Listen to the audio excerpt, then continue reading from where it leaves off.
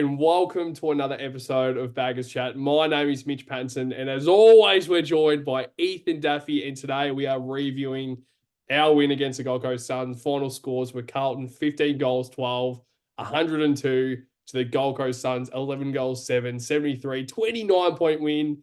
I unfortunately wasn't at the game, but I was able to watch a fair bit of it, so I was quite fortunate to be able to watch a bit of the game. But of course, Duffy Boy was there, so he'll probably have a lot more of an insight than I can bring today. But first things first, Duffy Boy, how are you? I'm good, mate. Good win. Expected win. Good margin. Had him at 40 points. Had him at 40. Had him at 40, but Humphrey kicked a goal from the boundary, which was an absolute ripper, and shit happens. The game was over. We finally did the right thing, Patto, of fucking not just smacking him into the ground. Finish the game with 10 minutes to go. Don't hold on to it. But we did it today really, really well, and I felt like that game was going to break open at some stage, and I was hoping it was going to break open in that second half, and it did. So pleased with the win, and now we're back in the 8. I think we're 6 now, so it's a fucking tight ladder at the moment. So every game matters. Yep. And last night, obviously, with the Fremantle Dockers and the Pies having a draw, probably was the best result for us. I think if anything, I wanted Collingwood to. I think that was the one game where I would almost support Collingwood. But like it's just because if they lost the game, if Fremantle lost the game, that means that we would have gone ahead of them. But we've already gone ahead of them. But they've still obviously got the 2 points, so now they're half a game outside the 8. I think they're still 9th as it stands right now, but. It's always good to see Collingwood choke a little bit. So that was probably the best result as a Carlton supporter to see that happen. But going to swing straight into the initial thoughts, Staffy Boy, and just I think the one thing that I will say, and then I'll throw it over to you with what I saw, and it was Zach Williams pretty much dominating in that position where it was that half-field midfield role. And another interesting I guess, conversation with what we had before, with what we spoke about before we press record on the episode, was Alex Chincotta, more of that tagging role. And as soon as I like the opening bounce, when I saw Chincotta line up on that half forward role, I was like, oh, what's going on here? Like, I was a little bit concerned at that stage, but my God, it shows why he got picked up as a midfielder in the VFL, and then now it's great that he's been able to transition into a very good small defender, but now he's been able to show his other assets across the ground. But Duffy Boy, initial thoughts. What are your initial thoughts for the game? Yeah, it was an interesting contest at halftime. I think we played pretty well most of the game, to be honest. I think the second quarter we kicked. I think we ended up getting to 4-11 or 4-9. No, 4-9. I think we were at halftime. And you could feel the crowd getting really frustrated because we weren't finishing it off. Our entries were shit house, and we're just taking these pot shots from 50 and 45, like we touch on last year. And when we play a little bit shit and we aren't scoring enough, it's because we're taking these harder shots and lower percentage shots. And then it kind of transitioned into the second half where we're getting easy shots at goal. Doesn't matter who gets them. If you're 10 meters out, you're kicking them. So it was really, really good to see. And on the points, I've just chucked really quick points that kind of popped into my head. Pressure was on all day. They had no space. I feel like last week in the bits I watched against the Swans, it was just space at the stoppage.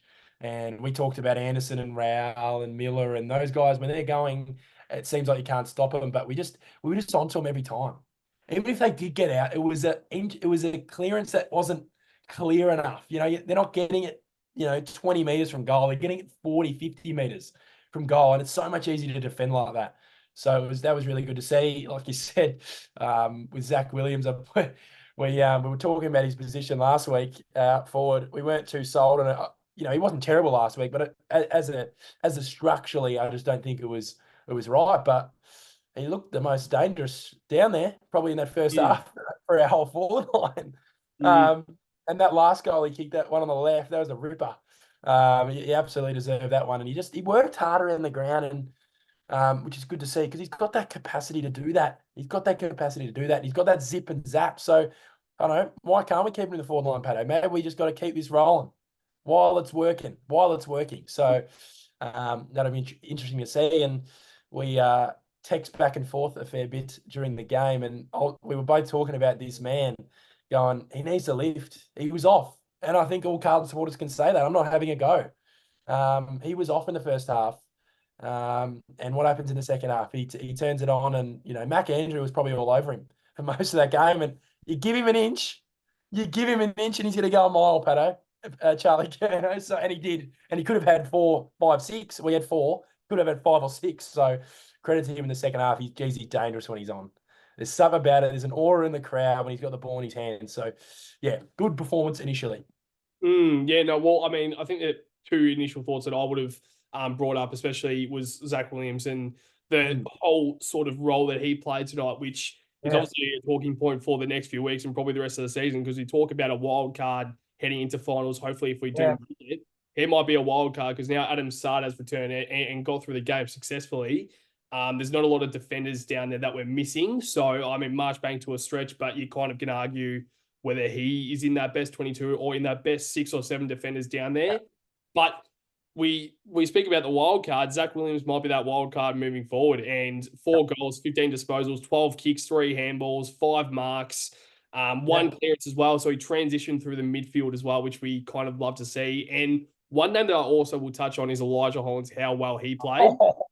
When he had that actual chance to be that genuine midfielder, and they tried Matthew Candy a little bit more forward, and Joshua obviously was rotating with a Paddy Cripps. And I think the way that they, I guess, combined the midfield together and really adapted to I think we were pretty much dominant the whole game. But I think in terms of the Gold Coast Suns, when they started to make a bit of a fight back halfway through that second quarter, making sure that we kind of just try to stick to our structures. And Elijah Hollins was one of those guys that really showed up today, and he was absolutely fantastic. But another name that you mentioned there, Charlie Curnow, I reckon he was by far the best player on the ground. You can speak about a lot other players, and it's a lot different from the review last week with Sydney, how there was a lot of players that didn't really perform to their best. So it was actually it was quite a hard thing to do, to try and find votes for bagger of the game. But now it's a lot easier this week and it might actually be hard to try and keep it down to 3 players this week, because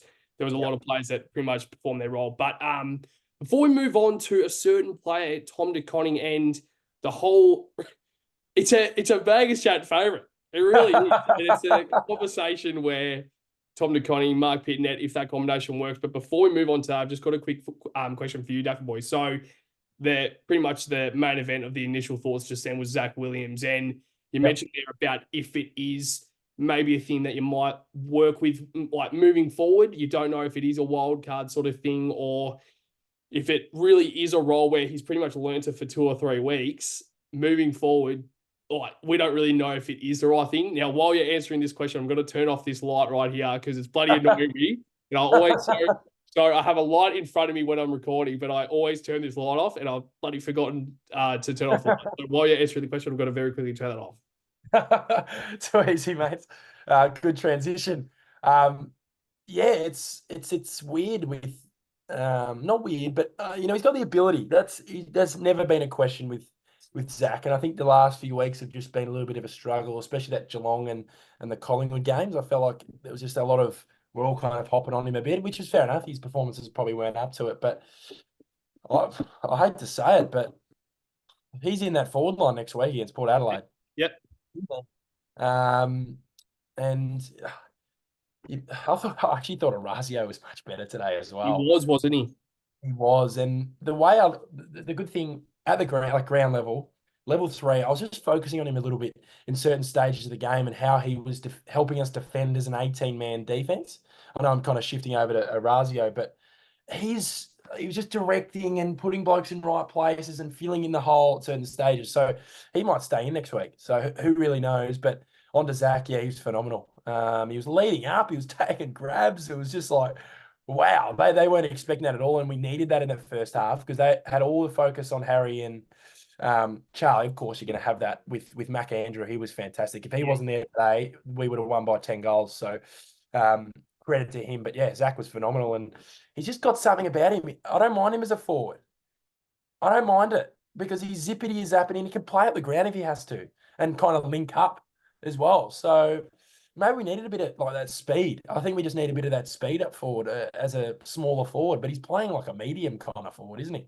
Yes, he is, isn't he? And another conversation is Alex Chincotta, and it's obviously something that we touched on in the initial thoughts. And moving forward as that midfielder tagging role, and I think the whole reason for that is because Adam Sard is such a great defender where he is so attacking, but he also can hold his own very highly in the AFL competition, where his defensive structure and his defensive mindset is very, very good, and if not one of the best in the competition as a small forward. So moving forward, do you see Alex Chincotta maybe as that midfield tagging role? And with most of our defenders back in that, I mean, 6 or 7 defenders. And another name also, Lockie Cowan was absolutely fantastic tonight. He got 20 disposals. So I thought he was absolutely fantastic. But moving forward, is that something that we can maybe work with Chincotta? I think it's a good thing.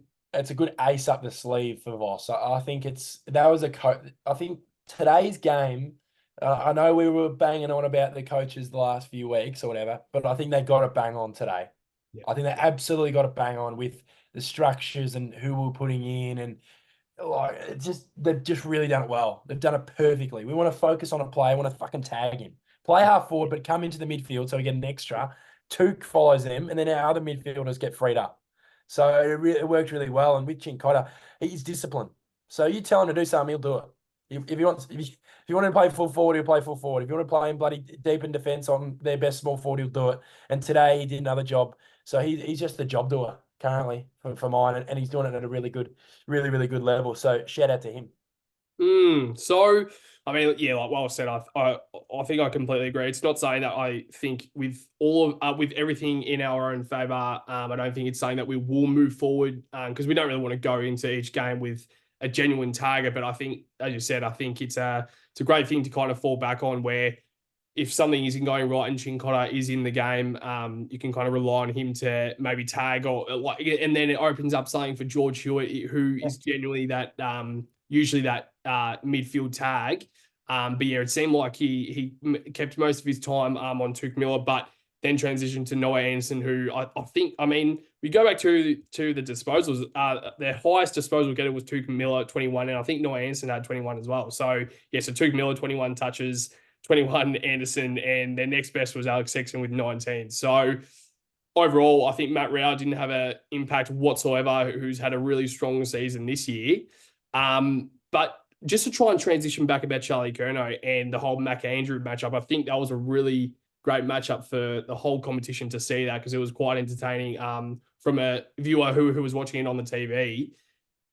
With Mac Andrew, so Dimmer decided to transition Mac Andrew into the ruck at a certain stage through that third quarter, I think it was. And I think they moved Charlie Ballard or Sam Collins onto Charlie Curnow.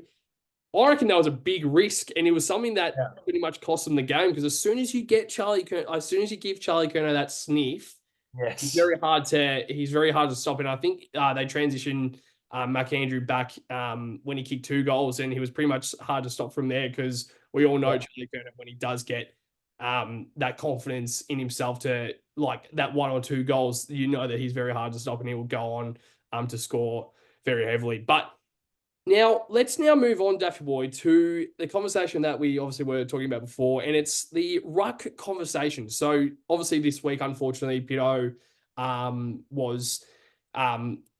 did actually miss this week because of finger injury, but it's opened another avenue for a certain player, and that's Tom de Koning. So, I'm just going to go through some stats, which is actually quite interesting for me, because I'm like, well, we kind of focus on when Pitto is in his clearance work. Like we know that our clearance work is so strong, but yeah, have a look at the stats there. So if I go down, so yes, we obviously lost to hitouts. I think Jared Weeks played a very good game today, but clearances, so 44 to 32 in our favor. So we were plus 12 in that sense. Setting clearances, we were plus 6, 16 to 10. And our stoppage clearances, we were 28 to 22.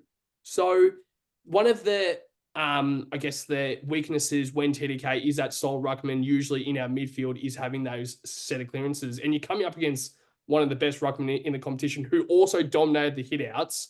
But we also ended up smashing the clearances, which I think matters more than the hitouts. Yeah, for sure. What's your thoughts on that, Daffy Boy? Because also to focus on TDK's game alone, so 25 touches as a ruckman, 25 touches, 10 kicks, 15 handballs, 5 marks, 3 tackles, 27 hit outs, 10 clearances, and 78% time on ground. And obviously that opened up. That was probably due to the first quarter when TDK had that bit of an injury cloud halfway through that first quarter, but he played out there. Played out the game and pretty much dominated in our midfield. But also seeing Harry Mackay transition as that second ruck, I think it gave him a lot more of an opportunity as well as that second ruck. But what's your thoughts overall, Daffy Boy, on that ruck conversation? Because tonight, coming up against one of the premier ruckmen in the competition, Jared Witts, and the captain of the Gold Coast Suns, he well and truly held his own. And it's shown now that he is well and truly a sole ruckman on his own and can really dominate when he plays well. It's a conversation, like you said, we've touched on it so many times, but I've actually just come to the conclusion. I know it's a one game thing, but he does a lot more than Pitto.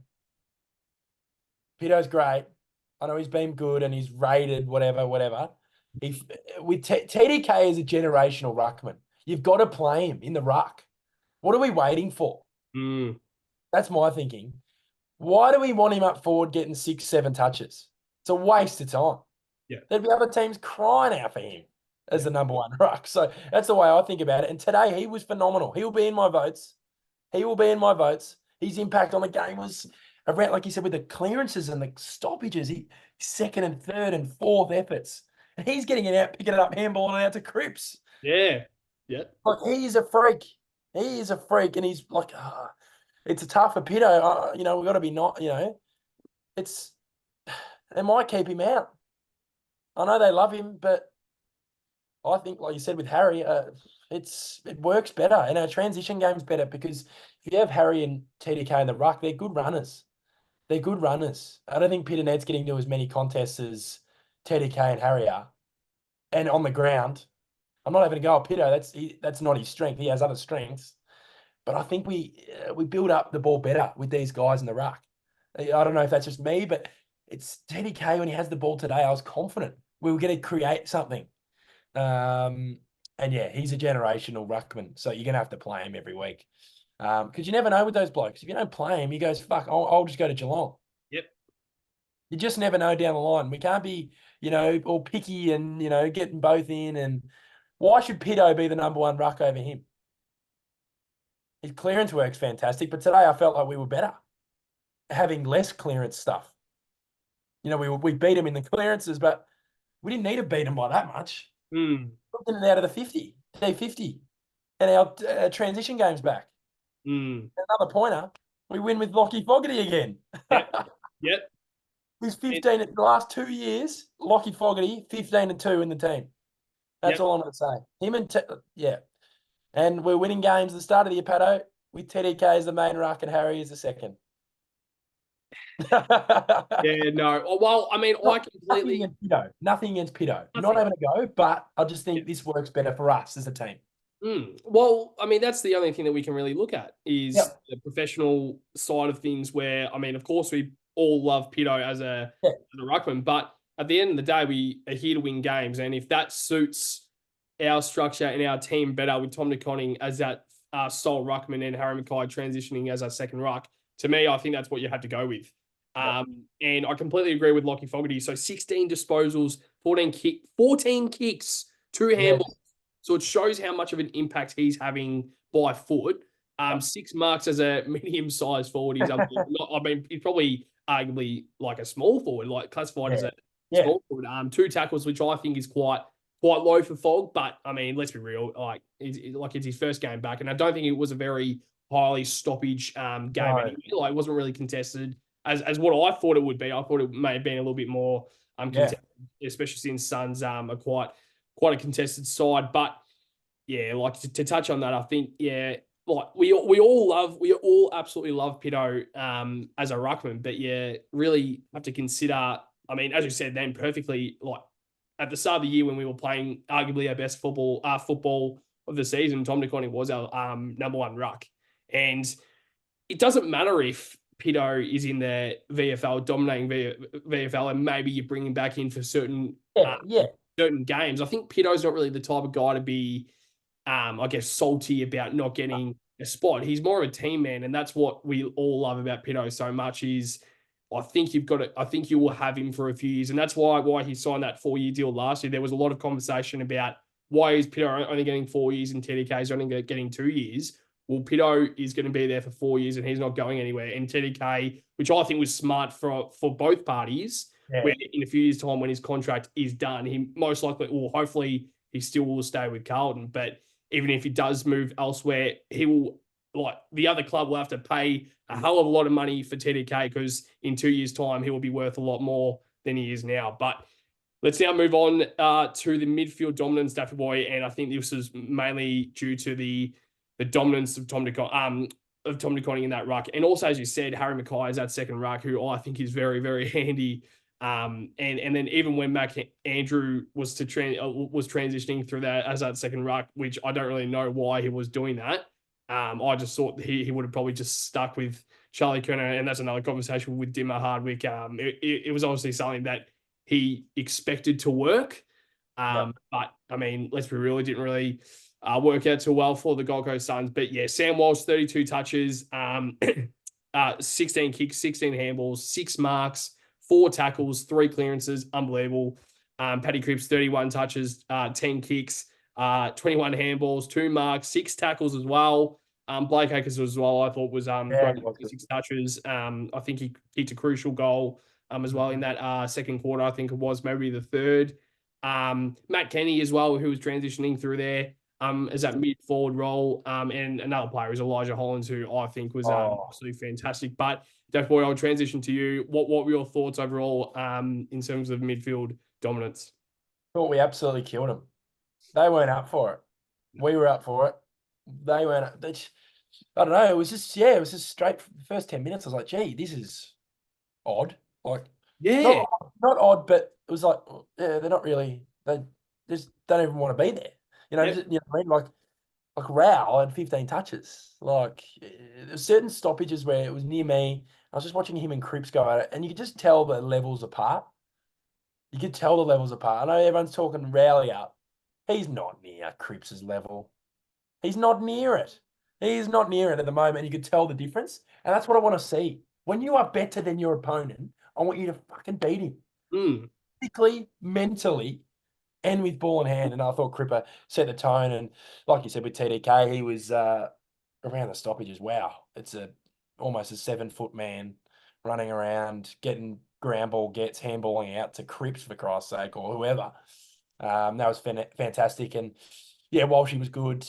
Kennedy, geez, he's consistent.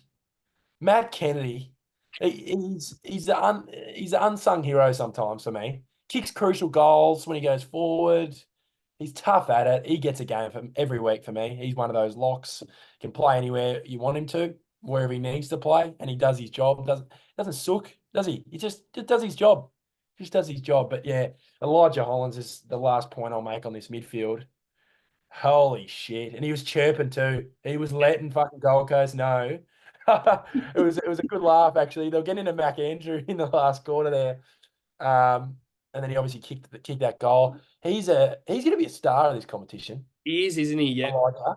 Yep. He is that perfect modern day midfield prototype.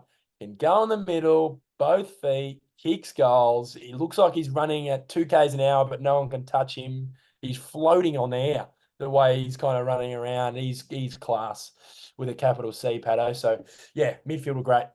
To touch on Elijah Hollins very quickly. So 17 touches, 1 goal, 11 kicks, 6 handballs, 6 marks, 3 tackles, 1 clearance, which, I mean, he's not really a clearance player anyway. So if Paddy Cripps is getting 13 clearances, I think well and truly happy with that as a Carlton supporter, but also 82% time on ground. Now, you touched on there about Elijah Hollins in terms of floating on air. We all seem like, it seems like he's in bloody Cloud 9, Daffy Boy, floating alongside the, I don't even know, like on top of bloody Marvel Stadium because he's floating on air. Is there a certain player that you think of when it comes to Elijah Hollins? Is there a certain player in this competition who is very silky and very, like, it pretty much stops, like time just stops when he has Yeah, the ball.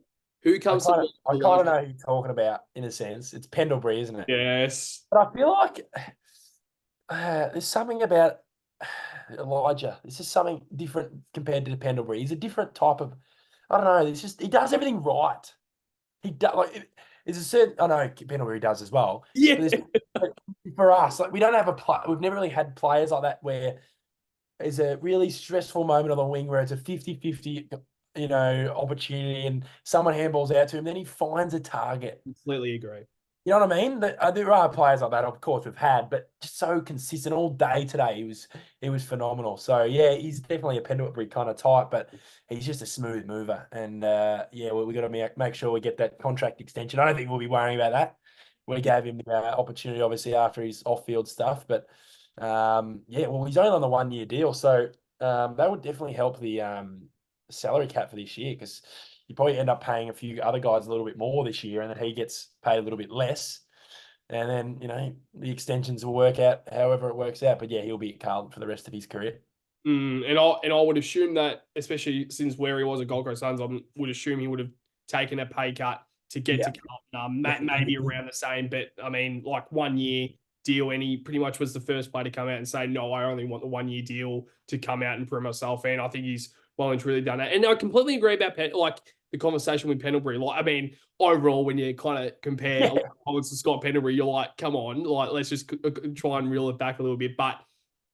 There's small things that I completely agree about. We haven't had a player since probably about Chris Judd back in 2014, 2013 as a midfielder when he was just clean and clutch in those moments, highly contested footy, and he was able to get it out to just a running halfback or a winger. Like just time stops when Elijah Hollands gets it. Yeah. And I do agree to Elijah Hollands is completely different. I mean, like he's around the same player as Scott Pendlebury, of course, but he's Yeah. different in another way. And I think the one thing that I will say is he has a bigger body. Like he's Yeah. actually got a big body, Elijah Hollands. I mean, Scott Pendlebury is more of a lean player, and that's why I think he's so good with ball in hand. But Elijah Hollands is a good size. Like he's a Yeah. good size in that midfield. And moving forward, we spoke about earlier about the better wild card moving into finals if we do make it. Elijah Yeah. Hollands is another player because right now we're really we're missing a guy like Jack Martin in that half forward. But I mean, Elijah Hollands is doing that role. Yeah. So to me, if Zach Williams keeps doing his thing in that half forward and Lockie Fogarty straight back into that side, Jesse Motlop, I think he got through the VFL, and he might be back next week in the AFL side. Where does that leave Jack Martin? Because right now he is missing a vital position right now to get in this side, and he might not be able to get there come finals time because we all love Jack Martin, and there's a lot of chat about him wanting to maybe return back to Victoria, to Western Australia, and there's a lot of talk about we've done so much for him as a club, but if he wants to leave, let him go. Because right now, I mean, of course, you would love to keep Jack Martin. He's a great player, but at the end of the day, we're here to win premierships, and if this player isn't out there to I guess help the team win, and a guy like Elijah Hollands, who is on a hell of a lot less pay packet than what Jack Martin was back in 2019, I reckon you would just go with Elijah Hollands and Lockie Fogarty, and that's just my opinion. So, definitely, let's now move on to probably our last segment before we move on to the bag of the game votes, and it's Charlie Curnow, and I think his game. So, obviously, halftime, you texted me saying Charlie Curnow needs to lift. He's the one player that he's getting the opportunities down there, but he just cannot fulfill his opportunities when the ball comes down there. He was around it, but Mac Andrew was just well and truly dominating. We speak about the laziness that we see on the TV, and I'm sure at the ground as well. Charlie Curnow not competing in the contest, but as soon as you open that avenue for Charlie Curnow, he well and truly dominated. So very quickly, I'm just going to go through his stats, David Boyd, before I transition to you. But 4 goals, 4 behind. So that could have been a big day for Charlie Curnow, but we're only going to look at the positives. 13 disposals, 11 kicks, 2 handballs, 4 marks, 1 tackle, 315 meters gained, and 89% time on ground, which is freakish for a guy that runs so much like Charlie Curnow, and he goes up the ground a little bit. I think there was a period in that game where I would have liked him to stay as that high half forward and leave Harry Mackay as that full forward, deep forward. Because I think at the end of the day, I think Charlie Curnow, I think Mackay and Curnow's ball use is both great, but I think Charlie Curnow up the ground just suits the structure a little bit better. And having Harry Mackay deep against a Sam Collins, or even if you leave Mac Andrew down deep, I think I would go with Harry Mackay in that contest. But overall, Dash Boy, what was your thoughts on Charlie Curnow? And another question before I throw to you. With Harry Mackay as that second ruck, how do you want us to use Charlie Curnow? Do you want like Harry Mackay being that second ruck, and when he isn't that ruck, having that deep forward, as I just said? Or how do you want that whole forward structure, if it is TDK moving forward, to be that sole ruckman and Harry Mackay and Charlie Curnow as their key forwards? How do you want Carlton to use that whole forward structure? Yeah, I think it needs to just change depending on the matchups in a game. I don't think we need to lock on a certain thing, but in terms of Harry, like his impact around the ground, like what do you have today? He had kicked a goal, and he won't even get in the votes, but he'll 15, 8 marks, just does his thing. And he presents, which is really, really good. And there was a few times where he probably could have had a free kick. Let's be real. They get held, those two, a lot. I'm not just being biased here, but fuck. Yeah. Like, Jesus Christ. There was a few times it might have been Collins on the wing where he just wrapped his arms around Harry. And it's just like, what? But anyway, yeah, it really depends on the matchup for me and how they're working it out. Because with Charlie, I would have loved him in the first half to just get out of that 50. Take Mac Andrew out of there. Get him out of the 50 and let Harry take on Collins. Yep. Or let Zach Williams zip and zap around.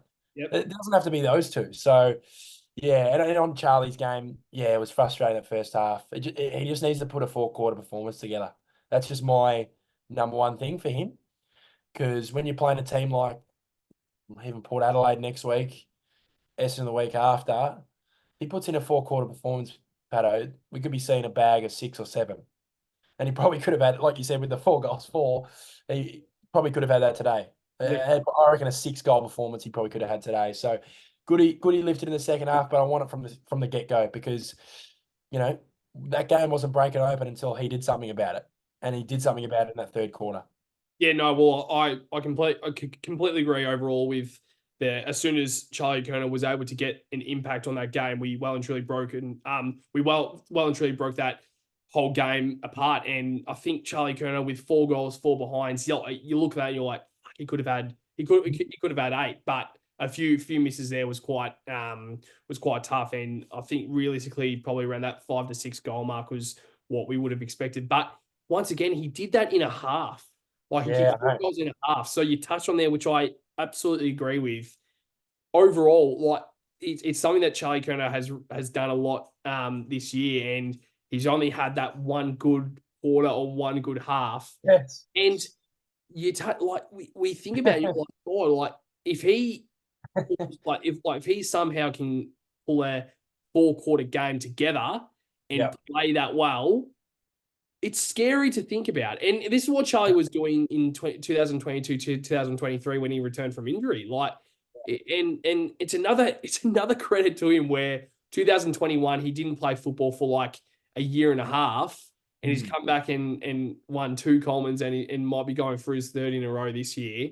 And now, like in 2019 when he wasn't fit, 2020 when he didn't play at all, you kind of think about that and you're like, wow, like how this forward line could have shaped without Charlie Curnow there, and now he's the front and center of this forward line. Overall, I'm just so pleased to have this guy on the side, and he's probably the one player out of maybe 5 or 10 players in the competition that can really break a game apart. And he only needs pretty much half a quarter to do it. And as soon as he got that first goal in that third quarter, he well and truly broke the game apart. So, Def Boy, let's now move on to our highly anticipated bag of the game votes. And yeah, I mean, I know that for the review last week, it was quite hard for me to find votes. I think Nick Newman was by far the player that stood out to last week. But other than that, there weren't a lot of other players really that stood up. And Nick Newman tonight even got 22 touches. Like, that's solid. But last week he got 32. So I don't know if that is Adam Sard having an impact. Just to very quickly touch on Adam Sard's game. he had 16 touches, which I think is a good, like, I don't think he was the Adam Saad that we usually know and love. But once again, he just needed that game to get himself back Yep. to playing AFL level, and then hopefully in a few weeks' time when he comes up against his old side, he can well and truly dominate. So, David Boy, bagger of the game, votes 3-2-1. Who have you got? There's a lot of names that could be in this. It's tough. I'll start off. I've got one vote. We were talking about this guy's position in the preview, and like I said, the thing, he probably made us eat our words today. Yep. He probably did. So Zach Williams, 1 vote. 2 votes. Tom de Koning. I thought his impact was phenomenal. Could have got the 3 if number 3 didn't have that much of a game. And 3 votes. Paddy Cripps. 3 votes. He was very, very good today. Fuck. He was solid today. He rarely made a mistake, and he even got clocked in the face by the bloody umpire. Yeah, I saw that. I don't know what happened because I looked away for us. I looked up forward. I think Gold Coast had the ball. I look up forward.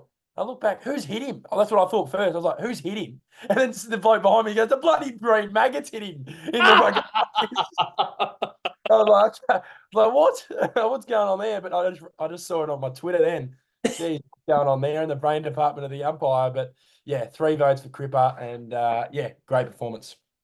I reckon Cripper's lawyer will somehow find a way to get that umpire downgraded from 3 games to about. No, I'm kidding. But that was quite funny when that happened, because even on the TV, I was like, what happened? You know, he's down. Yeah. They did a replay, and then like he just the umpire was right. He just it was like banging. Oh no, it's quite funny. But yeah, interesting about the bagger of the game votes, because I will say this right now, a bit of a spoiler.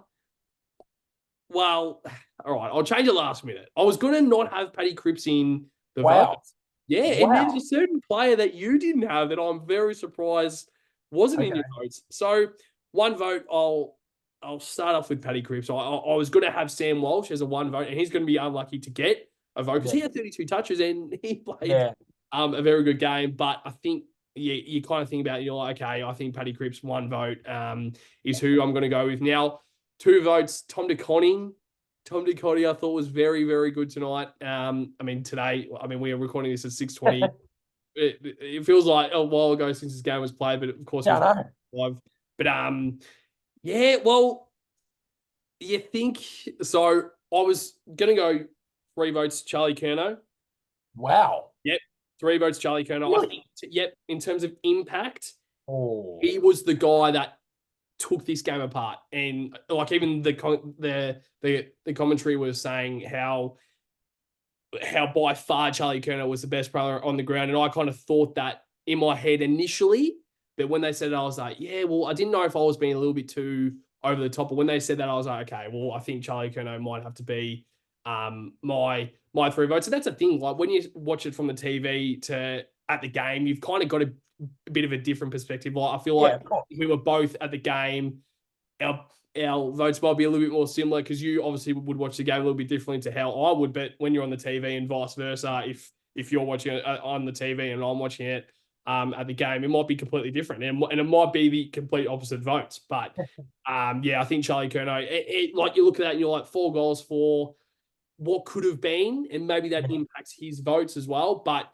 yeah, you look at it, you're like Zach Williams for 4 goals and he doesn't get a vote. 15 touches, yeah, kind of thing. But yeah, I think in terms of their overall impact, we try and see this bag of the game votes as like impact players, and I think they're the time that the game pretty much changed into our favour, that was Charlie Curnow stepping up, and that's why I have Charlie Curnow as the 3 votes and the bagger of the game. So, David Boyd, before we wrap up the episode, is there anything else you would like to touch on before we wrap it up? No, I thought it was a pretty good ep. Yeah, good win.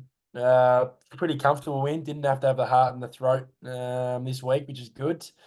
Big week, big quick turnaround. We've got Port Adelaide on Friday, so they just smashed North Melbourne today, played the same time. So, yeah, interesting clash. I think we should get them, really. Port Adelaide a second, but are they really a second place team? I wouldn't think so. I'm not trying to have a go at them or, they're a good team when they're on, but they probably should have lost last week to Hawthorn. Well, probably. They really almost lost. There was 40 seconds, 2 goals down. We just give them a crack for 4 quarters. I can see us winning that game and then head into Essendon and then the bye. I think if we can get 2 of them, at least one of them, before the bye. If we can get 2 of them, that's a massive, because our end of the season, last 8 rounds, if you look at the last 8 games, they're winnable games. Our draw finally fucking gets easy. I feel like every week we're playing a team that's in the 8 or in form. So, it'll be a challenge next week, and it'll be Adelaide Oval. Can we beat an Adelaide team at the Adelaide Oval? Yeah, you like, because you're kind of like, oh well, I mean, we beat the Dockers at Adelaide Oval in gather round, but you're like, well, it's not really a win at the Adelaide Oval against an Adelaide side. But to very quickly go through the ladder, so Sydney Swans obviously top of the ladder, Port Adelaide second on the ladder, which you think about that, and they came third last year and they lost in a semi-final, and I think their fixture is quite easy, just quietly, just quietly. I think like we obviously had a lot tougher of a draw, and obviously because we made the prelim and stuff. But I just think their draw has been quite easy, and I feel like every week they're kind of playing against a not so great. Like you kind of expect Port Adelaide to win just because the other team isn't that great. Like they played against North Melbourne today. They played against Hawthorn last week. I don't know. Just like I just thought about that, and I'm like, oh, that's a little bit unusual. But maybe they have a tough second half of the year. But Essendon third on the ladder. I don't know how that is happening. 103%. Like 103 is their percentage. Unbelievable that Essendon is third on the ladder. Giants fourth. They're still hanging around. Geelong is playing right now against the Giants. Obviously, they're fifth. Collingwood sixth. We've now jumped up to seventh. And Fremantle, after their draw last night, is eighth. So, yeah, I mean, I think as we mentioned a few times, it's very, very tight this year, and I think the AFL would be absolutely loving this. Where round 20, there's still a lot of spots open, and this is something that we saw last year. It pretty much came to the very last game of the season where we pretty much had to win to have the Dogs make it, I think. But of course, Giants won in the end. So it was a bit of a different one from the year before, where of course we had to win, and we don't want to go back to that. So, but yeah, I mean, overall, I think you hit the nail on the head. I think that's the overall Port Adelaide next week. I mean, obviously we'll touch on it a lot more in depth next week. But yeah, I think initial thoughts, you expect to win. I think our best. I think tonight was probably the first game in a very long time, probably 8 weeks, where we've seen that type of football. Did you want to say something else, then? No. Okay, sorry. I didn't know if you put the hand up or not. But yeah, so make sure to tune into our preview episode. I think we'll try and upload it at the start of the week next week for Port Adelaide. So I think we're playing on the Saturday?